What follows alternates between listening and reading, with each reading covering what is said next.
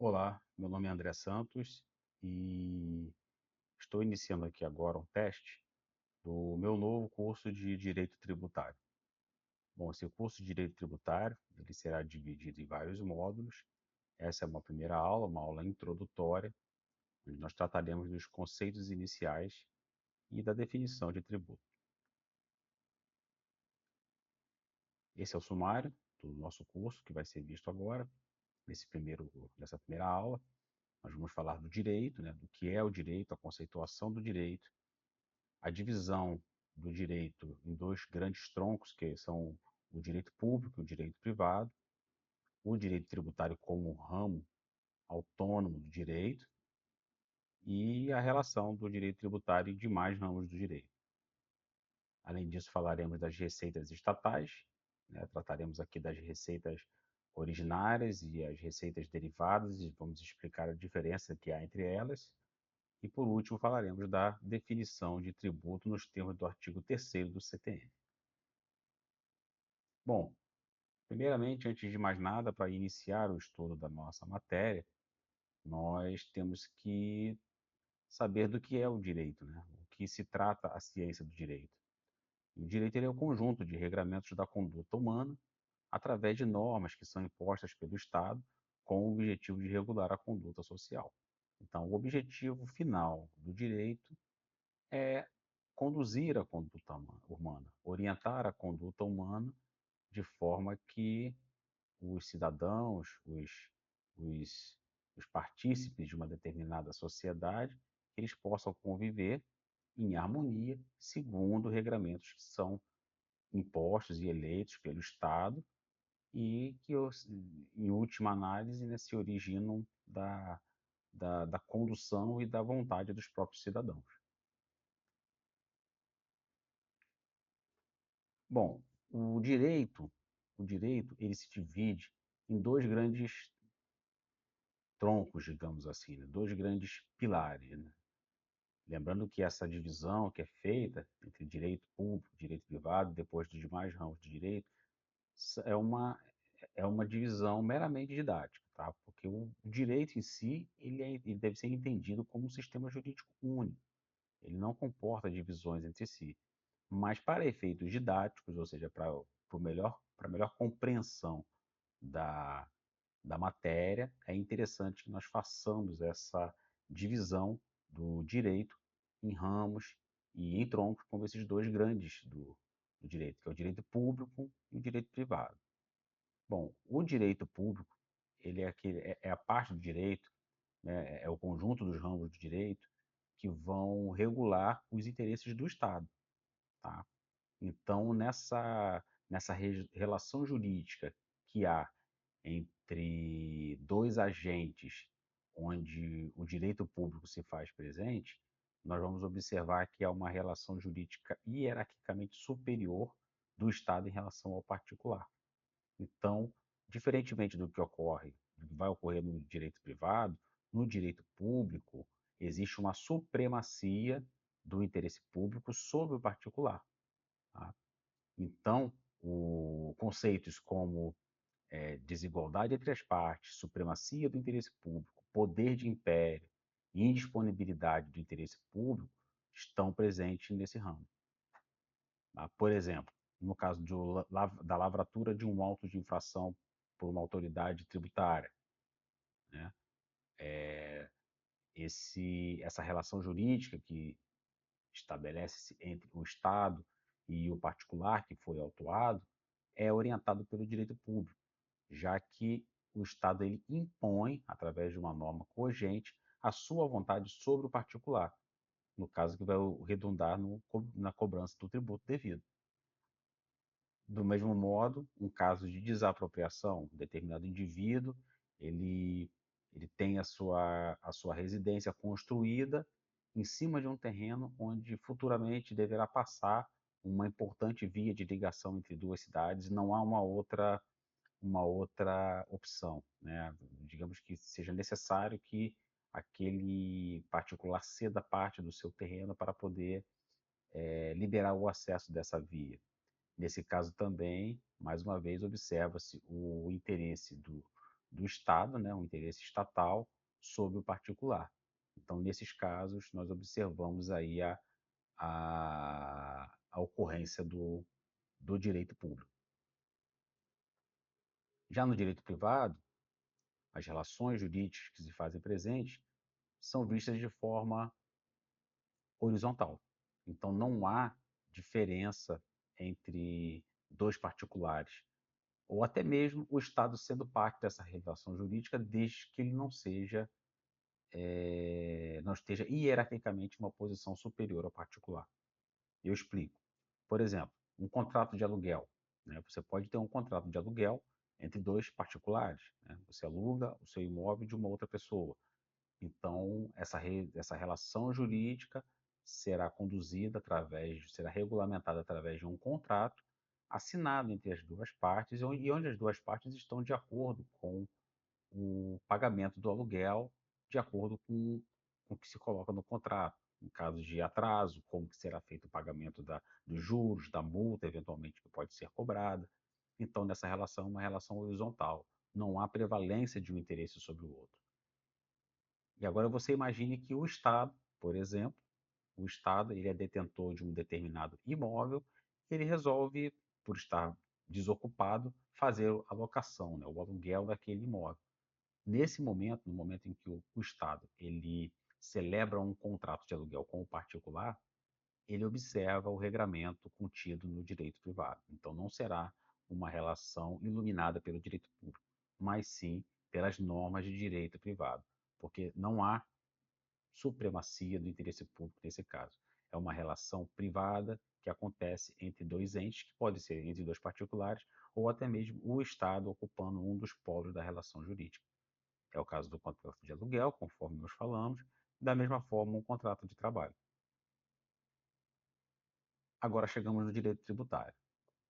Bom, o direito tributário ele deve ser entendido como um ramo didaticamente autônomo do direito e que foi oriundo do direito financeiro. Tá?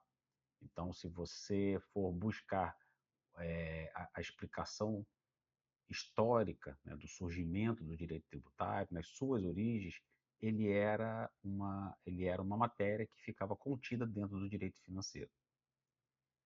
Mas com a complexidade das relações jurídicas entre o Estado e os contribuintes, né, através da instituição, fiscalização e arrecadação de tributos, fez-se necessário que o direito tributário se tornasse um ramo autônomo do direito, devido a uma série de princípios, uma série de conceitos que foram construídos ao longo de sua existência.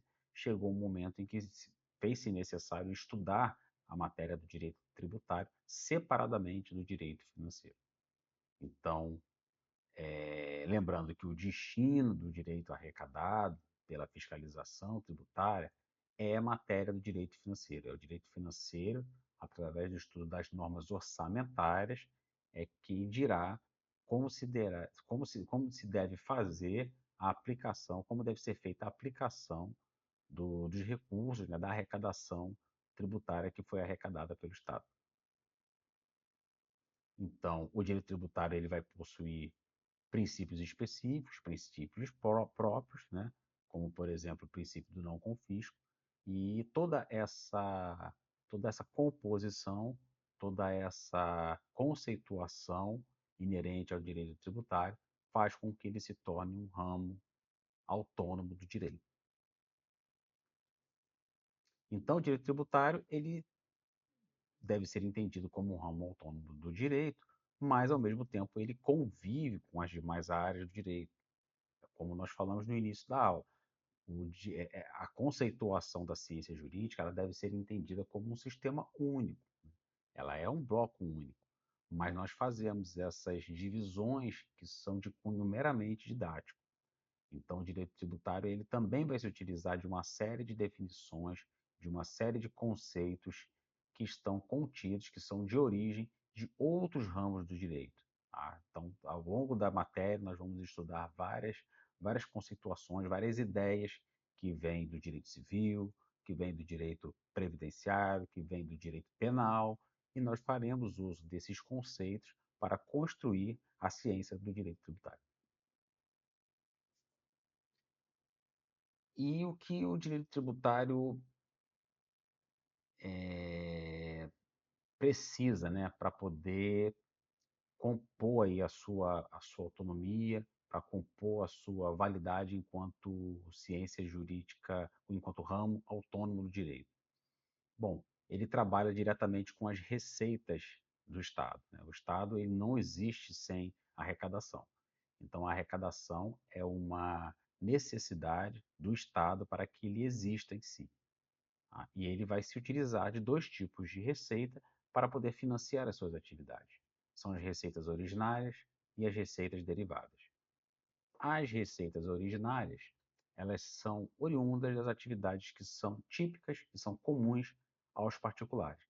Como nós dissemos, se o Estado resolve alugar um determinado imóvel de sua propriedade para um particular, para com isso angariar recursos, a receita oriunda desse aluguel é uma atividade, é uma receita originária, porque ela advém, ela é oriunda de uma atividade que qualquer particular poderia também auferir. Então, assim como um particular pode alugar o seu imóvel e receber dinheiro com esse aluguel, o Estado também ele pode se fazer valer da mesma qualidade de um particular desses e alugar um imóvel para poder arrecadar recursos para financiar as suas atividades.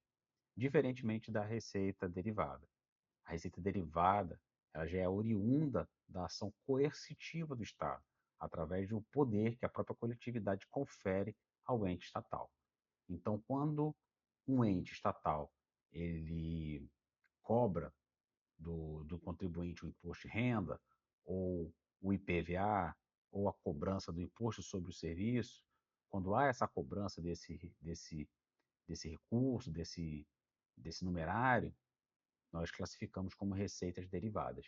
Então, a receita derivada ela vai ser da cobrança da atividade estatal, propriamente dita, que poderá ser o pagamento dos tributos ou pagamento de multas pelo não cumprimento de obrigações acessórias ou de pagamento de tributos.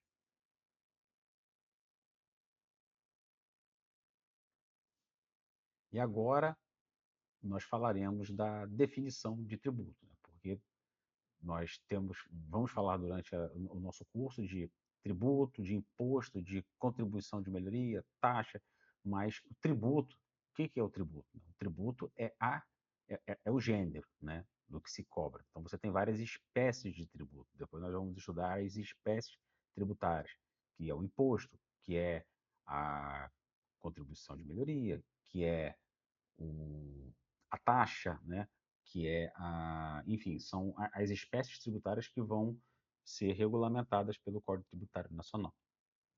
Mas o tributo, ele é o gênero em si.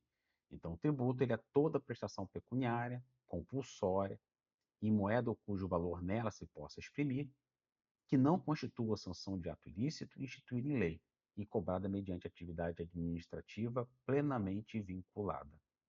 Essa é a definição de tributo nos termos do artigo 3º do CTN. Só que para ficar mais claro, nós vamos detalhar esse conceito de tributo em 5 partes. São as 5 partes que compõem conceitualmente a definição de tributo nos termos do artigo 3º do Código Tributário Nacional. O primeiro destaque que nós vamos dar: tributo é uma prestação pecuniária em moeda ou cujo valor nela se possa exprimir. Então, a obrigação de pagar, a obrigação que o contribuinte tem para com o Estado de efetuar o pagamento do tributo, deve ser satisfeita em moeda, em dinheiro. Tá? Isso para que o Estado possa se valer de imediato dos recursos que vão ingressar nos cofres públicos oriundos da cobrança desses tributos. Tá? Fazemos agora aqui uma pequena ressalva para a Lei Complementar 104 de 2001, no seu artigo 156, inciso 11, inseriu no Código Tributário Nacional a dação em pagamento de bens imóveis.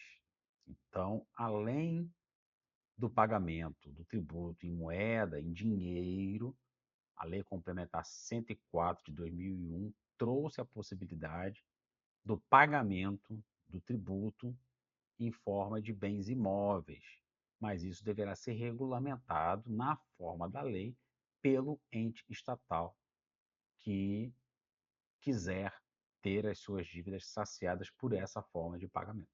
Do contrário, ela deve ser satisfeita em moeda, dinheiro. Prestação compulsória. Então, o tributo é uma prestação compulsória. Compulsória, como o próprio nome já diz, ele deve ser obrigatoriamente pago pelo contribuinte em função do poder coercitivo estatal, né? Nós já vimos que é a classificação de receita derivada. Então, o tributo não é ele não é facultativo, tá? Uma vez sendo devido, deverá obrigatoriamente ser pago pelo contribuinte. Não constitui sanção de ato ilícito. Então, o tributo ele não deve ser cobrado, seu fato gerador não pode ser um ato ilícito. Eu não posso, por exemplo, cobrar um tributo sobre o tráfico de drogas, né? Então, porque é um ato ilícito. Eu não posso cobrar um tributo sobre o, o jogo do bicho, porque também é um ato ilícito. O que eu posso, diferentemente disso, é cobrar o imposto de renda que, porventura, foi originado da atividade ilícita. São coisas diferentes. Uma coisa é eu cobrar o tributo em cima do pagamento, em cima de um ato ilícito. Outra coisa completamente diferente é eu cobrar um tributo a partir de um fato gerador que se originou de um ato ilícito. Tá? Então, o tributo ele não é sanção de ato ilícito e o dever de pagar o tributo decorre da ocorrência do fato gerador previsto na lei que o instituiu. Né? Como nós dizemos aqui, o fato gerador do IPVA, né? Do imposto de renda, por exemplo. O fato gerador do IPVA, ser proprietário de veículo automotor, é um fato gerador, ou seja, sendo proprietário de veículo automotor, o contribuinte é obrigado a pagar o IPVA. Imposto de renda é auferir renda. Então, auferiu renda, recebeu renda de qualquer natureza, deve-se pagar o imposto de renda.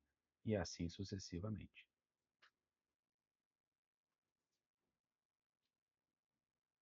O tributo ele deve ser cobrado mediante atividade administrativa plenamente vinculada à lei. O que isso quer dizer? A autoridade tributária, o auditor fiscal, que é responsável pelo lançamento do tributo devido, pela cobrança do tributo devido, ele não tem a faculdade de abrir mão do lançamento daquele tributo, do lançamento tributário. Ele é obrigado a lançar o crédito tributário e ele é obrigado a efetuar a cobrança do valor devido ao contribuinte. Tá? Então, não existe juízo de oportunidade ou de conveniência. Não é um ato discricionário do agente público responsável pela cobrança do imposto. Tá? Não é facultativo.